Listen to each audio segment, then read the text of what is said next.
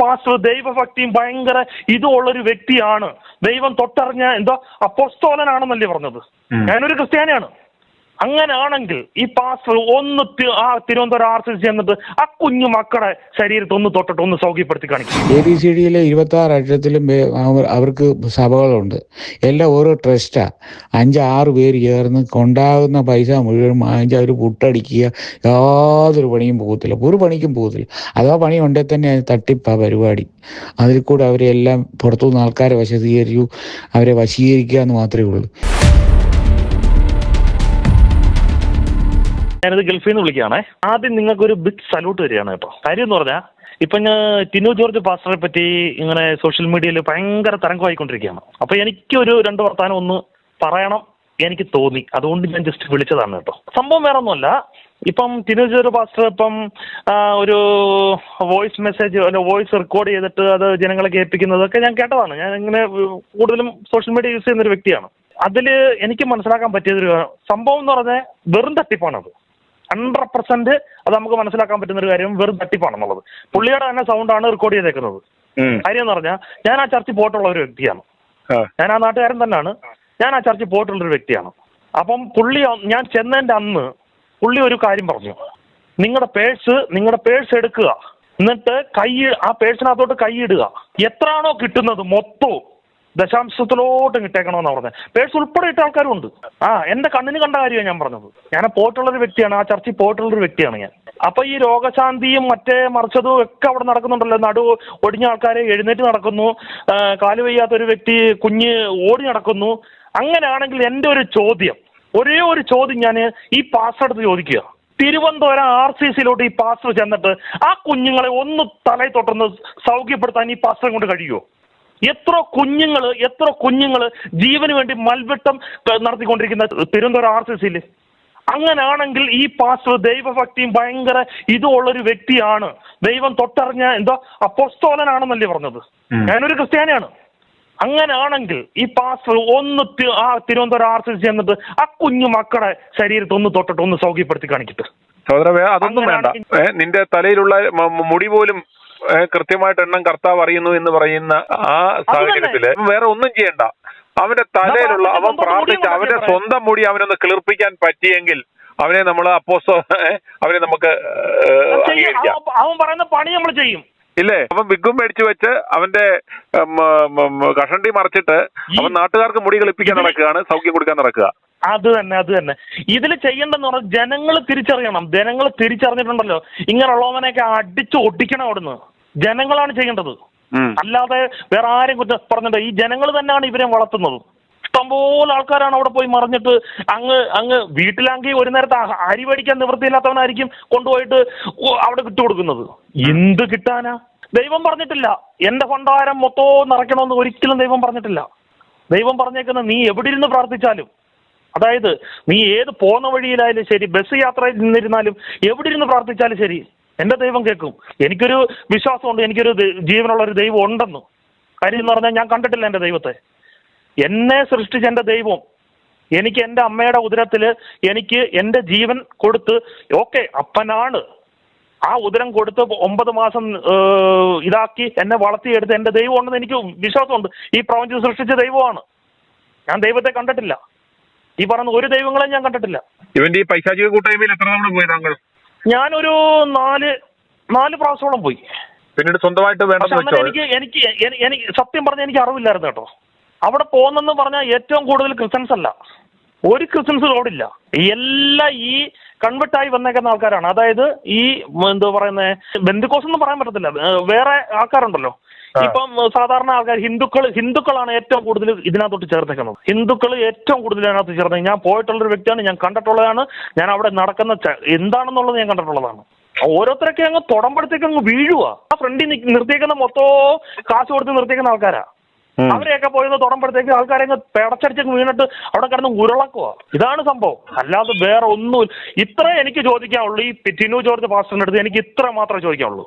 ഒരേ ഒരു ചോദ്യം, ഈ തിരുവനന്തപുരം RCCയിൽ ജസ്റ്റ് ഒന്ന് പോയിട്ട് അവിടെ കിടക്കുന്ന കുഞ്ഞുങ്ങളെ ഒന്ന് തലയെ തൊട്ട് ഒന്ന് സൗഖ്യപ്പെടുത്താൻ ഈ പാസ്റ്റർക്ക് കഴിഞ്ഞെങ്കിൽ ഈ പാസ്റ്റർ പറയുന്ന എന്തും ഞാൻ ചെയ്യും. ഞാൻ മൊട്ട അടിക്കണേ മൊട്ട അടിച്ച് നടക്കും.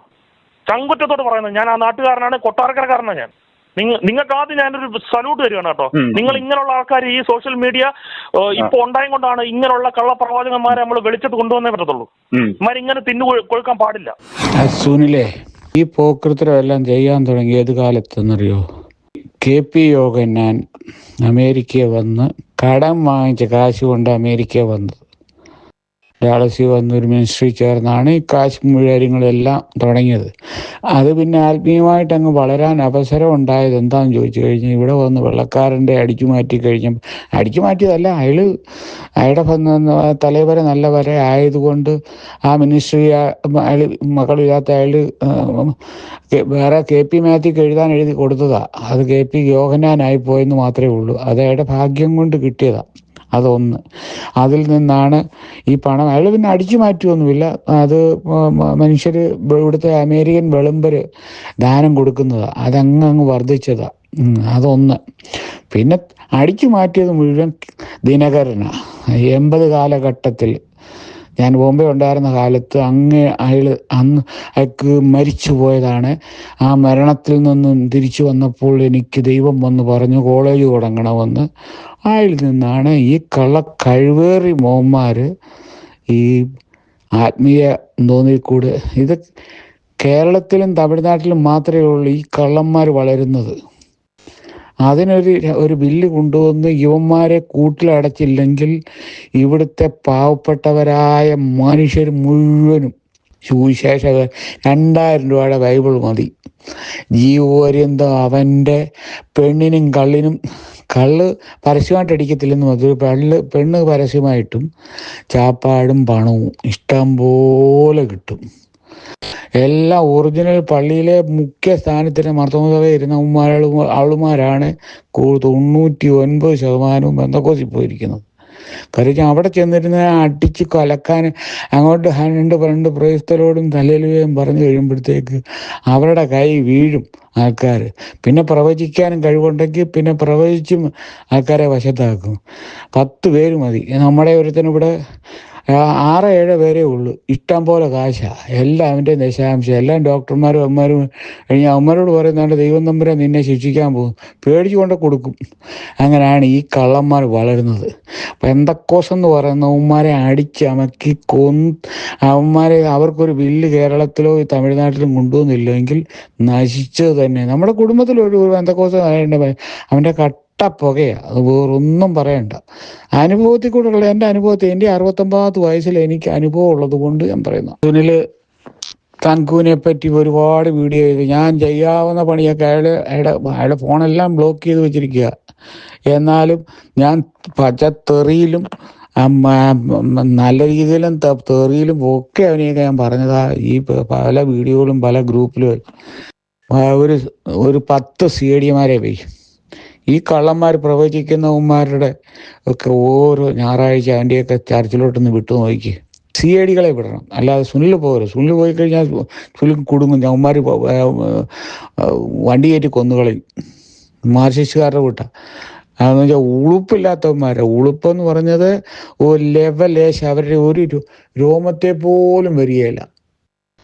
അത് അവരുടെ ജീവിതത്തിലുള്ളതാണ്. അവരുടെ ഒരു രോമത്തെ പോലും ബാധിക്കത്തില്ല. മാർക്സിസ്റ്റുകാർക്കും ബന്ധക്കോസുകാർക്കും. ആ ബന്ധക്കോസുകാരൻ തന്നെ പറയണം, അല്ല വേറൊന്നുമല്ല. ABCDയിലെ 26 അക്ഷരത്തിലും അവർക്ക് സഭകളുണ്ട്. എല്ലാം ഓരോ ട്രസ്റ്റാണ്. 5-6 പേര് ചേർന്ന് കൊണ്ടാകുന്ന പൈസ മുഴുവൻ വാങ്ങിച്ച് അവർ പുട്ടടിക്കുക. യാതൊരു പണിയും പോകത്തില്ല, ഒരു പണിക്കും പോകത്തില്ല. അഥവാ പണി ഉണ്ടെങ്കിൽ തന്നെ തട്ടിപ്പാ പരിപാടി. അതിൽ കൂടെ അവരെല്ലാം പുറത്തുനിന്ന് ആൾക്കാരെ വശീകരിച്ചു, അവരെ വശീകരിക്കുക എന്ന് മാത്രമേ ഉള്ളൂ. ഒരു 10 പേരെ ഇവന്മാർ ഈ പറഞ്ഞിരിക്കുന്ന പേരുകെട്ട പ്രശസ്തരായ ഈ പ്രവചിക്കുന്നവന്മാരുടെ ചർച്ചിലോട്ടൊക്കെ ഒന്ന് വിട്ടു നോക്കി. അവന്മാരുടെ ദശാംശം എത്ര കൊടുക്കുന്നു എന്ന് അന്വേഷിച്ച് നോക്കി. ഇപ്പം ഒരു കാര്യം ഞാൻ പറയട്ടെ, ഈ വയനാട് ഇത്രയും സംഭവം നടന്നു. നിങ്ങളെല്ലാവരും ഓരോ ചാനലുകാരും പൈസ കൊടുത്തു, പള്ളിക്കാർ കൊടുത്തു. ഓരോ പള്ളിക്കാർ മാർത്തോമ സഭ അവിടെ സ്ഥലം ഏറ്റെടുത്ത് വീട് വെച്ച് കൊടുക്കുക. അപ്പം അവരുടെ നമുക്ക് കഴിവുള്ളത് കൊടുക്കുക. ഈ ദിവന്മാർക്ക് ഈ ബന്ധക്കോസുകാർ മാർക്സിസ്റ്റുകാർക്കെന്ന് പറഞ്ഞാൽ ചാകരയെന്ന് പറഞ്ഞാൽ ചാകരയാണ്. ഏതെങ്കിലും ഒരു അപകടമോ അനർത്ഥമോ സംഭവിക്കണേ എന്ന് പ്രാർത്ഥിക്കുന്ന വ്യക്തികളും മനസ്സിൽ ചിന്തിക്കുന്ന വ്യക്തികളാണ് ബന്ധക്കോസുകാരും മാർസിസ്റ്റുകാരും. അല്ല, ചിന്തിച്ചു നോക്കിയാൽ നാളെ ഒരു 10 പേരെ, ഒരു 10 CID-കളെ പുതുതായിട്ട് ക്യാമറ എടുക്കാൻ അറിയാവുന്നവന്മാരെ ഇവന്മാരുടെയൊക്കെ ചർച്ചിലോട്ട് ഇവന്മാർ കാണിക്കുന്ന കോപ്രാന്തം എന്ന് പറഞ്ഞാൽ മതി. അത് ദൈവത്തെ വിളിക്കുക. അന്ത്യക്രിസ്തുക്കളായി ഈ കള്ളന്മാർ കേരളത്തിലും തമിഴ്നാട്ടിലും ഉണ്ടായിരുന്നു. ഒന്ന് 10 പേരെ വിട്ടു നോക്ക്. എൻ്റെ സാനിൽ എന്തോ ചെയ്താലും അവനൊന്നും സംഭവിക്കുകയില്ല എന്നുള്ളത് 100% ഞാൻ പറയാം. കാരണം ആ ചരിതയും കൊണ്ട് കിടന്ന ഗണേശനുണ്ടല്ലോ, മന്ത്രി, ആദ്യം അവനെ പിടിച്ച് വരഞ്ഞു മുറുക്ക്. അവനാണ് ഇവനെ വളർത്തുന്നത്. അവനുള്ളിടത്തോളം കാലം മുഖ്യമന്ത്രിക്കല്ല, DGPക്കല്ല, എവനെ കൊണ്ടൊന്ന് കേസ് കൊടുത്താൽ അത് ഒരു ചുക്കും ചെയ്യുകയല്ല എന്ന് ഞാൻ 100% പറഞ്ഞുതരാം. ജൂനിലെ അവന്മാർ വണ്ടി കയറ്റി കൊല്ലും. അതുകൊണ്ട് സൂക്ഷിച്ച് വേണം ചെയ്യേണ്ടത്. ഇവൻ താങ്കൂനേക്കാൾ വലിയ കള്ളനാ. KP യോഗനാൻ എങ്ങനെ കാശുണ്ടാക്കിയോ അതുപോലെ ഉണ്ടാക്കാതെ ആ പ്രസംഗം തന്നെ കേട്ട് നോക്കി. യൂതമാരാണ് അവനെ വെട്ടിക്കൊടുത്തതെന്ന്. അവന് 2000 രൂപയുടെ ബൈബിളും വാങ്ങിച്ചിറങ്ങി അവൻ കോടികൾ ഉണ്ടാക്കി കഴിഞ്ഞു. ഇവനെയൊക്കെ സൂക്ഷിച്ച് വേണം നടക്കേണ്ടത്. വണ്ടി കയറ്റി കൊല്ലുവന്മാർ. i2i News, an eye for truth. i2i News subscribe ചെയ്തിട്ടില്ലാത്തവർ ഇപ്പോൾ തന്നെ സബ്സ്ക്രൈബ് ചെയ്യുക. നോട്ടിഫിക്കേഷൻ ലഭിക്കുവാൻ ബെൽ ബട്ടണും അമർത്തുക.